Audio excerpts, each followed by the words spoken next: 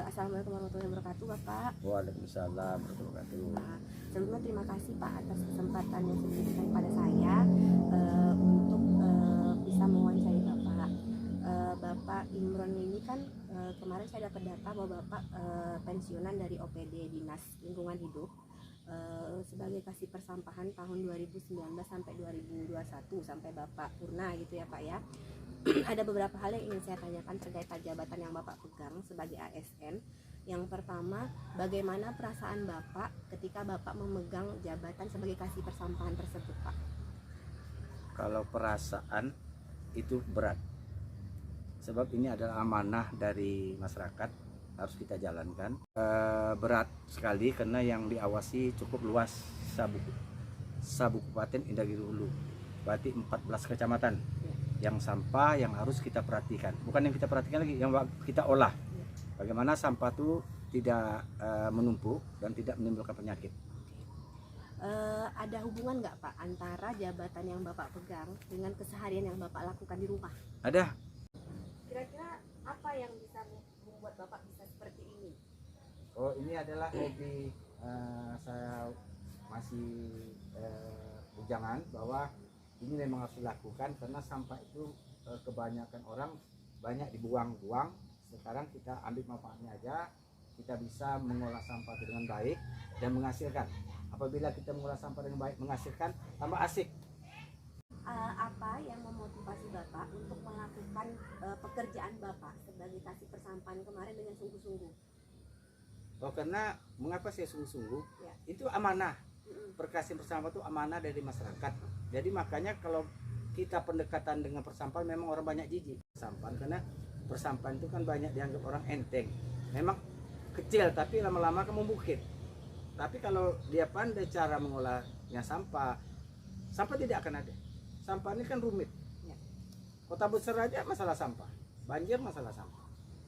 Maka itu diantisipasi dari sekarang. Baik Pak Imron, segitu saja pertanyaan dari saya. Terima kasih atas waktunya dan kesempatannya. Assalamualaikum warahmatullahi wabarakatuh. Sebelumnya terima kasih kepada Bapak Aris Cahyo Wibowo yang sudah mau meluangkan waktu untuk saya wawancara terkait dengan profesi Bapak sebagai Notaris PPAT di Kabupaten Indragiri Hulu.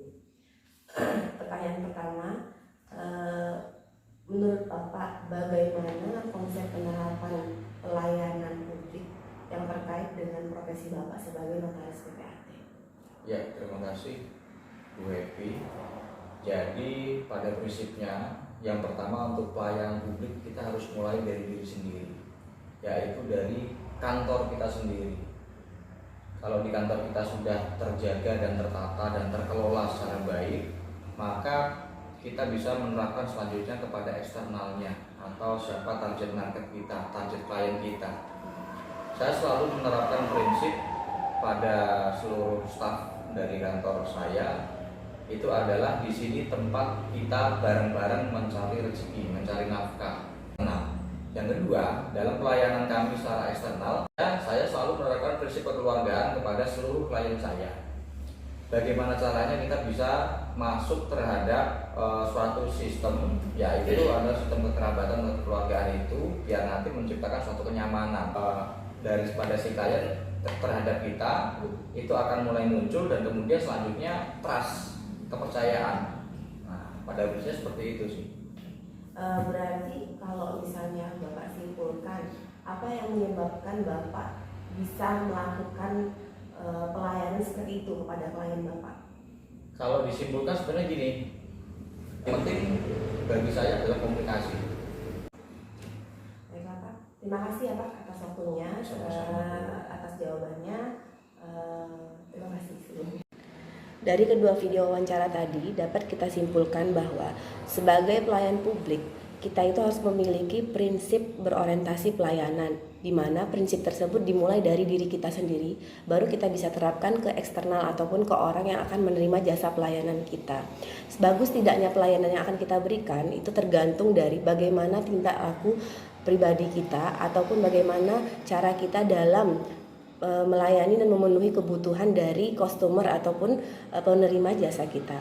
Sekian video dari saya. Terima kasih. Wassalamualaikum warahmatullahi wabarakatuh.